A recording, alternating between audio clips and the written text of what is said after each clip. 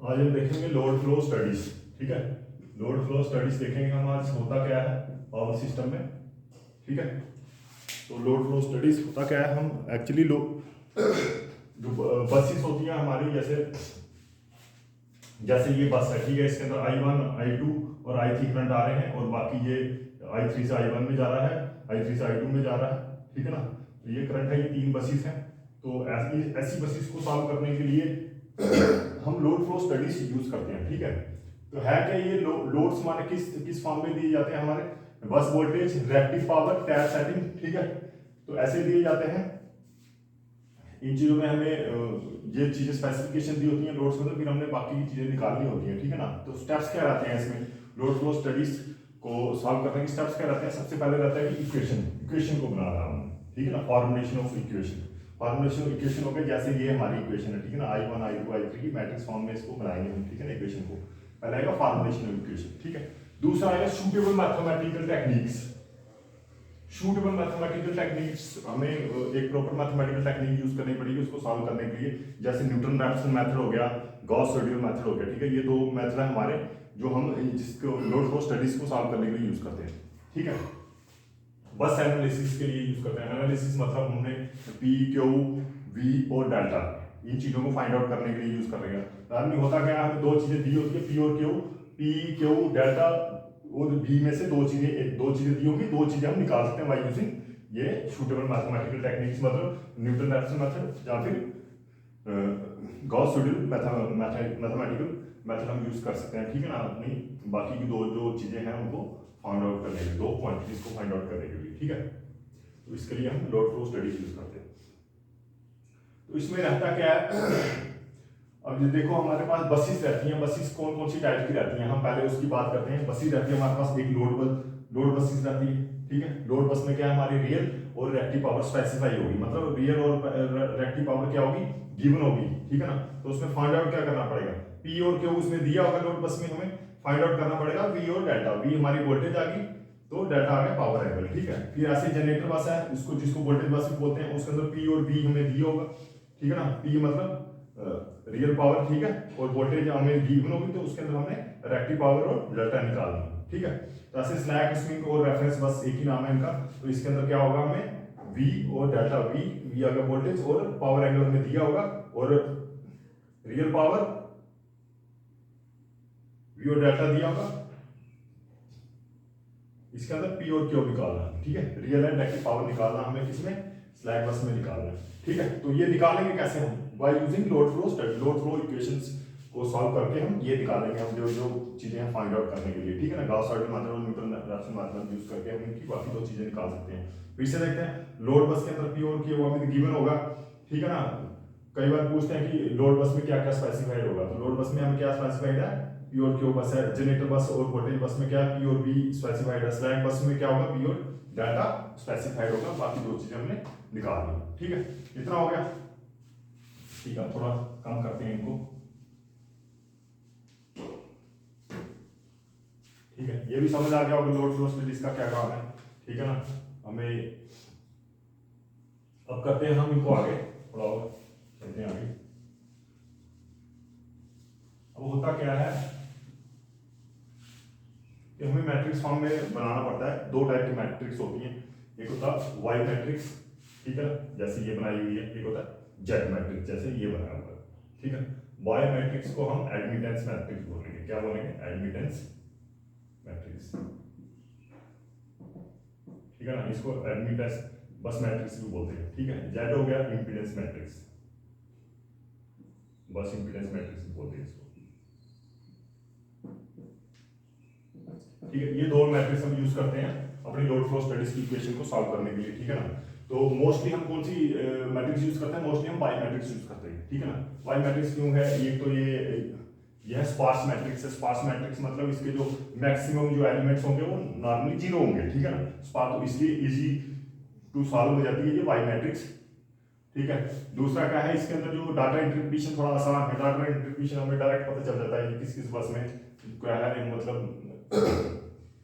Y की value क्या है, इसमें आसानी से पता चलता है। डाटा इंटरप्रिटेशन सिंपल होता है। और तीसरा क्या है, मेमोरी रिक्वायरमेंट। मेमोरी कौन सी रिक्वायरमेंट, कंप्यूटर मेमोरी रिक्वायरमेंट क्या है, कंप्यूटर मेमोरी क्या है इसकी, लेस चाहिए हमें। क्योंकि लेस क्यों चाहिए, क्योंकि मोस्ट ऑफ द एलिमेंट्स क्या है इसमें, जीरो है, क्योंकि मोस्ट ऑफ द एलिमेंट्स क्या है, जीरो, ठीक है ना। इसको हम स्पार्स मैट्रिक्स बोलते हैं, स्पार्स, ठीक है ना। स्पार्स मैट्रिक्स में most of the elements are zero है। और दूसरा क्या है, सिंपल टू सॉल्व है, सिंपल टू सॉल्व, ठीक है ना, आसानी से सॉल्व कर लेते हैं इसको। और दूसरा नंबर क्या है, इनवर्स ऑफ वाई मैट्रिक्स, क्या होता है वो जेड होता है, ठीक है ना। मतलब जेड को भी निकाल सकते हो वाई मैट्रिक्स यूज करके। तो ये सारी चीजें क्या है, इसके बारे में हम क्या करते हैं, मोस्ट ऑफ द टाइम हम क्या करते हैं, एडमिटेंस मैट्रिक्स यूज करते हैं। एडमिटेंस मैट्रिक्स नथिंग बट है ये वाला matrix, y11 y12 y13 y21 y22 y23 y31 y32 y31 y33, ठीक है। तो ये पूरे मैट्रिक्स को हम क्या बोलेंगे, इसको वाई मैट्रिक्स, ठीक है ना। अब देखो इसमें करंट निकालना बताया हुआ है वाई यूजिंग, करंट की मैट्रिक्स निकालने को बताया हुआ है वाई यूजिंग ये वाई मैट्रिक्स। तो क्या है, तो ये देखो y1 मल्टीप्लाई किया इसको b1 b2 और b3 के साथ, तो हमारा i1 i2 और i3 निकल जाएगा। ये है क्या, ये बेसिकली ओम्स लॉ है एक तरीके से, ठीक है ना। i इक्वल टू क्या होता है, v इक्वल टू IR होता है, तो i equal to b by r होगा। तो 1 by r क्या होता है, 1 by r z होता है, तो 1 by r क्या है, z मतलब y, ठीक है, y आ गया। तो ये एक तरह से ये हमारा क्या है, ओम्स लॉ एक तरीके से, बस ये हमने मैट्रिक्स में इसको यूज किया हुआ है। लाइकवाइज हमारा ये वोल्टेज बस है, तो इसको क्या होगा, जेड बस इंटू आई बस। तो ये भी क्या है, ओम्स लॉ के तरीका ही, इंपीडेंस मैट्रिक्स को यूज करके हम क्या कर रहे हैं, वोल्टेज निकाल रहे हैं। इसमें क्या कर रहे हैं, करंट निकाल रहे हैं, इसमें क्या निकाल रहे हैं, वोल्टेज निकाल रहे हैं यूजिंग जेड मैट्रिक्स। जेड मतलब इंपीडेंस मैट्रिक्स, तो इसमें करंट निकाल रहे हैं यूजिंग वाई मैट्रिक्स, ठीक है। तो ये आ गया, ठीक है ना। और इसमें i1 किसके बराबर होगा, i1 देखो, i1 क्या है, y11 into b1 plus y12 into b2 plus y13 into b3, तो यही आ गया, ठीक है। ये पूरा क्या है, i1 की वैल्यू। लाइकवाइज i2 की वैल्यू क्या होगी, i2 equal to y21 into b1 y plus y22 into b2, तो प्लस y23 इंटू b3, ठीक है ना। i2 भी ऐसे आ जाएगा, y3 सिमिलरली ऐसे निकल जाएगा।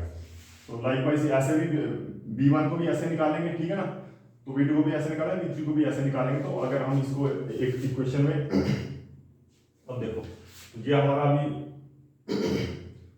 जैसे अभी ये मैट्रिक्स है हमारे, थ्री बस मैट्रिक्स, ये थ्री बस सिस्टम है, ठीक है ना। इसके अंदर y11 क्या होगा, तो y11 plus y12 plus y13 का पार्ट होगा, तो उनमें प्लस हो जाएगा, ठीक है। तो y12 क्या है, माइनस y21 के बराबर होगा, ठीक है। तो ये है, तो अब i1 i2 और i3 को हम अगर इक्वेशन में बनाएंगे तो ये आता है हमारा, ऐसे बनता है ये, ठीक है ना।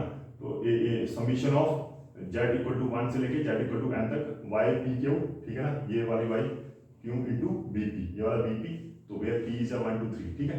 तो ये हमारी ip के अंदर इक्वेशन बन गई, ठीक है ना। लोड फ्लो इक्वेशन में हम बनाने में यूज करेंगे इसको।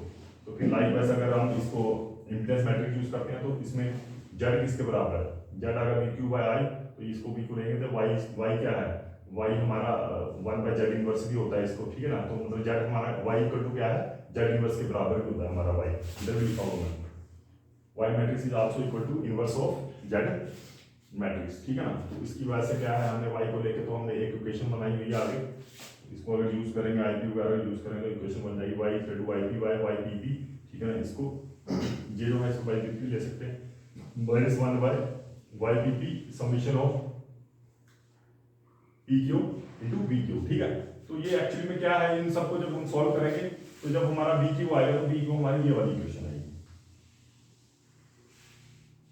ये वाली इक्वेशन क्या है, bp equal to 1 by ypp, ठीक है ना, ब्रैकेट pp मतलब आ गया real power minus i QP क्या है, reactive power, divide by bp, फिर माइनस summation of ypq vq from q1 से qn तक, वेयर pp इज 1 2 3, ठीक है।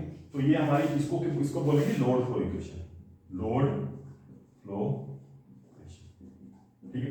इस पूरी इक्वेशन को बोलेंगे लोड फ्लो इक्वेशन, ठीक है ना। तो यही इसी इक्वेशन को सॉल्व करने के लिए हम क्या यूज करते हैं, न्यूटन रैप्सन मेथड और गॉस सीडल मेथड हम यूज करेंगे इसको सॉल्व करने के लिए, ठीक है ना। अब कोई अभी थोड़ा सा एक चीज में मिस कर गया मैं, y इंपीडेंस मैट्रिक्स और z इंपीडेंस, मैंने जैसे पहले आपको बताया कि मोस्ट ऑफ द टाइम हम क्या यूज करते हैं, पाई मैट्रिक्स यूज करते हैं for solving number load flow equations में, ठीक है ना। क्योंकि ये सिंपल है, स्पार्स मैट्रिक्स है, मेमोरी हम चाहिए इसको y मैट्रिक्स को, ठीक है। तो लेकिन z मैट्रिक्स हम कब यूज करते हैं, z मैट्रिक्स यूज करते हैं हम फॉल्ट एनालिसिस के टाइम, कब यूज करेंगे, फॉल्ट एनालिसिस के टाइम, ठीक है ना। फॉल्ट एनालिसिस के दौरान हम मोस्ट ऑफ द टाइम का यूज करेंगे z मैट्रिक्स, ठीक है ना, z बस मैट्रिक्स। तो ये आ गया हमारा, ठीक है। तो लोड फ्लो इक्वेशन में हम दो यूज करेंगे, हमारा एक तो न्यूटन रैप्सन मेथड और गॉस साइडल मेथड। अब कब कब यूज करेंगे न्यूटन रैप्सन मेथड और गॉस साइडल मेथड? तो गॉस साइडल मेथड क्या है, हम तब यूज करेंगे जब हमारी जो है मैट्रिक्स छोटी है। जब हमारी मैट्रिक्स छोटी है उस दौरान हम क्या यूज करेंगे, गॉस साइडल मेथड। क्यों यूज करेंगे? क्योंकि एक तो सिंपल है और फास्ट है, ठीक है ना। सिंपल फास्ट है क्योंकि उसमें आइटरेशन बहुत कम चाहिए, ठीक है ना। तो इसमें क्या है, आइटरेशन बड़ी जल्दी से सॉल्व होती है इसमें, ठीक है ना। एक तो कहाँ पे यूज होगा, जहाँ पे स्मॉल सिस्टम है। स्मॉल सिस्टम मतलब जहाँ पे ये मैट्रिक्स हमारा छोटा होगा, स्मॉल सिस्टम में यूज होगा। सिंपल है, फास्ट है, बड़ी जल्दी से हमारी इक्वेशन सॉल्व हो जाएगी। वहां पे हम कौन सा मेथड यूज करेंगे, गॉस सूडल मेथड, ठीक है। तो उसके अलावा न्यूटन रैप्सन मेथड हम यूज करेंगे। न्यूटन रैप्सन मेथड वहां भी यूज करेंगे जहाँ पे हमारा सिस्टम बड़ा है, लार्ज है, जिसके अंदर हमारा जो मैट्रिक्स है बड़ा बनेगा मैट्रिक्स, ठीक है ना। बड़े सिस्टम के लिए यूज करेंगे न्यूटन रैप्सन मेथड, ठीक है ना। तो इसमें क्या चाहिए, न्यूटन रैप्सन मेथड में क्या चाहिए हमें, आइटरेशन थोड़ी कम चाहिए, ठीक है ना। तो अब बड़े सिस्टम के लिए यूज होगा। अब क्या है इसमें हमें सॉल्व, क्योंकि सिस्टम बड़ा है, इसमें मैट्रिक्स बड़ा है, तो इसमें टाइम हमारा थोड़ा ज्यादा लगेगा as compare to Gauss Seidel method, ठीक है ना। तो इसमें टाइम कंज्यूमिंग है। दूसरा क्या है, इसमें सिस्टम मेमोरी थोड़ी ज्यादा चाहिए हमें, ठीक है ना। इसमें मेमोरी क्या चाहिए, क्योंकि मैट्रिक्स बहुत बड़ा है, तो उसको जो रिजल्ट्स वगैरह है सेव करने के लिए सिस्टम मेमोरी ज्यादा चाहिए। और दूसरा क्या है हमारा, ये न्यूटन रैप्सन मेथड स्लो है as compare to Gauss Seidel method, ठीक है। तो बस यही था आज के लिए, तो बाकी ठीक है, यही था बस। तो मोस्टली यही पूछते हैं, न्यूटन रैप्सन मेथड कब यूज करना है। न्यूटन रैप्सन मेथड हम लार्ज सिस्टम को यूज करेंगे, ठीक है ना। तो इसमें क्या है, आइटरेशन वगैरह कम होती है, और बड़े सिस्टम के लिए यूज करेंगे, ठीक है। और इसकी डिसएडवांटेज क्या है, न्यूटन रैप्सन मेथड ये थोड़ा स्लो है क्योंकि बड़े सिस्टम है और मेमोरी इसको ज़्यादा चाहिए, ठीक है। गॉस सीडल मेथड फास्ट है, सिंपल है, और छोटे सिस्टम के लिए यूज करेंगे और फास्ट है, ठीक है। बस यही था हमारी लोड फ्लो स्टडीज के बीच में। कई बार ये पूछते रहते हैं, ये एडमिटेंस मेथड कहाँ, मैट्रिक्स कहाँ यूज़ करते हैं, तो ये इम्पीडेंस मैट्रिक्स कहाँ यूज़ करते हैं, ठीक है ना। ये सारी चीज़ें पूछते हैं, तो यही है बस। तो इसमें मैं ये बताया हुआ बी बस इसका टू जेड बस इंटू आई बस के बराबर है, ठीक है ना। ये हमने यही मैट्रिक्स के हिसाब से फॉर्मूला लगाया है, तो यही matrix B one equal to Z matrix into I one I two ये बनाया हुआ, ठीक है ना। यूज़ किया इसको B equal to I Z, ठीक है ना, वन बाई आर जेड होता है। बस यही था इसका।